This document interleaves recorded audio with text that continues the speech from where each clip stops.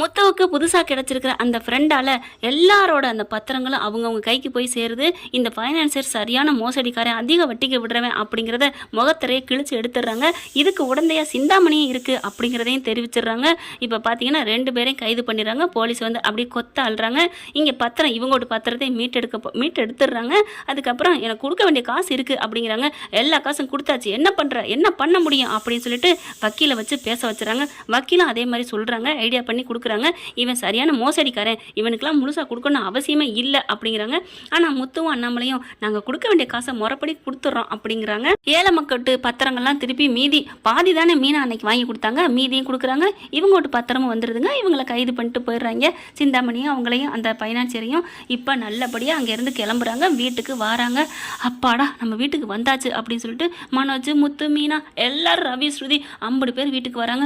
அப்பா என் வீட்டுக்கு வந்ததுக்கப்புறம் தான் எனக்கு யானை பலம் வந்துச்சு அப்படின்னு சொல்லிட்டு சந்தோஷமா அங்கே அப்படியே துள்ளி குதிக்கிறாங்க. அண்ணாமலை பார்க்குறாரு, பார்த்து என்ன பண்ணுற, பார்த்து யானை பலம் வந்துச்சுன்னு சொல்லி யானை மாதிரி குதிக்கிற அப்படிங்கிறாரு. நீங்கள் என்ன வேணாலும் சொல்லிக்கங்க, இப்போ நான் யாரையும் இன்னைக்கு ஃபுல்லாக திட்ட மாட்டேன், நான் ரொம்ப ஜாலியாக இருக்கேன் அப்படின்னு சொல்லிட்டு மீனா இங்கே வா அப்படின்னு சொல்லிட்டு அழகாக கொஞ்சுறாங்க. என்ன மீனா, உன்னை இன்னைக்கு நான் சமைக்கவே சொல்லக்கூடாது, வெளியில் வாங்கி சாப்பிடலான்னு தான் ஆசையாக இருக்குது.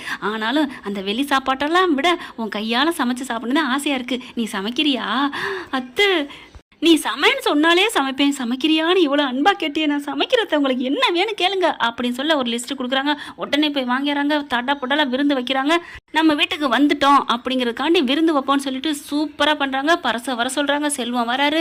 எல்லாரையும் விஜயா பார்த்தீங்கன்னா சந்தோஷமாக எல்லாரையும் வர வைக்குது. வாங்கண்ணே வாங்க, வா தம்பி வா அப்படின்னு சொல்லிட்டு ஆச்சரியப்படுறாங்க. எல்லாருக்கும் விருந்து வைக்கிறாங்க. அதில் பார்த்தீங்கன்னா மீனா அவங்க அம்மாவையும் வர சொல்லு, உன் தம்பியை வர சொல்லு அப்படிங்கிறாங்க. அடே அப்பா, ஸ்ருதி அவங்க அம்மா அப்பா வர சொன்னால் அவங்க அம்மா மட்டும்தான் வராங்க. எல்லாருக்கும் விருந்து விஜயா கையால் வைக்கிது. சூப்பராக தடபுடலாம் என் வீடு எனக்கு கிடைச்சிருச்சு அப்படிங்கிற சந்தோஷத்தில் அப்படியே விஜயாவுக்கு மீனாவை தாங்க, வாமா மீனா அதை எடுத்து வைமா, இதை எடுத்து வைமா. அப்படியே மனோஜ் பார்க்குறான், என்னது மீனா மேலே இவ்வளோ உரி இருக்கிறாங்க, நம்மளை தனியாக விட்டுருவாங்களோ, இவங்க புருஷன் பட்டாட்டியோடு இருக்காங்க, நம்ம மட்டும் என் தனியாக இருக்கணும் அப்படின்ட்டு எல்லாம் முடிஞ்சதுக்கப்புறம் மனோஜ் வரான். அதாவது ரோஹிணி சொன்னிச்சுல அந்த கொக்கியை போடுறான். அம்மா நான் ஒன்று சொல்லணுமா? என்னடா என்ன சொல்ல போகிற அப்படிங்கல. இல்லை இது வந்து இப்போதான் பத்திரம் வந்துருச்சுல்ல அப்படின்னு சொன்னேன். என்னடா மறுபடியும் பத்திரத்தை கொண்டு யார்ட்ட அடை வைக்க போறியா?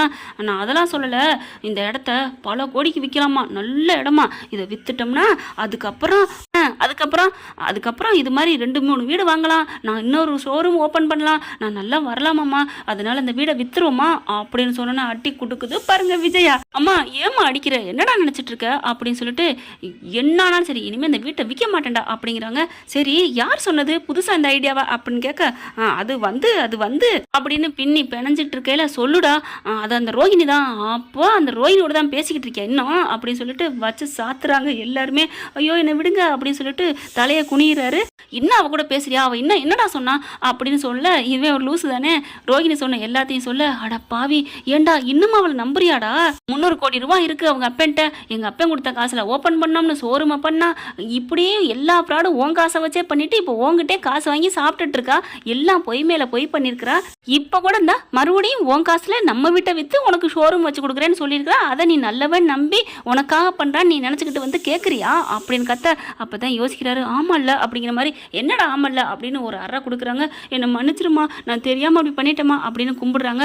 அதுக்கப்புறம் இனிமே இந்த வீட்டை பத்தி விற்கணும்னு பேச்சை எடுத்த தொலைச்சு அப்படின்னு போறாங்க.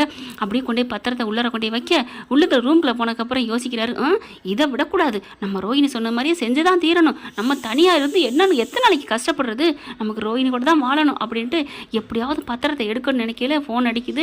என்ன உங்கள் அம்மாட்ட கேட்டியா அப்படின்னு சொல்லிட்டு ரோஹிணி கேட்க, இல்லை ரோஹிணி பத்திரத்தை கொண்டு எங்கள் அம்மா உள்ளர வச்சிருச்சு, நீ எப்படியாவது எடுத்துரு மனோஜ், உங்கள் அப்பா கையெழுத்தை போட்டு வேற இடத்துல வச்சு வித்துருவோம், உனக்கு 10 ஷோரூம் வாங்கலாம் அப்படி சொல்ல, ரோஹிணி அப்படி சொல்லிட்டு கனவுளவில் மிதக்கிறேன். என்ன சொல்கிறது மனோஜா? ஓகே ஃப்ரெண்ட், பார்க்கலாம் என்ன நடக்க போகுதுன்னு. இந்த பதிவு உங்களுக்கு பிடிச்சிருந்துச்சுன்னா உங்கள் பொண்ணான கையில் லைக்கை போட்டு சப்ஸ்கிரைப் பண்ணி ஆதரவு கொடுங்க அன்பு உறவுகளே. Thank you friend.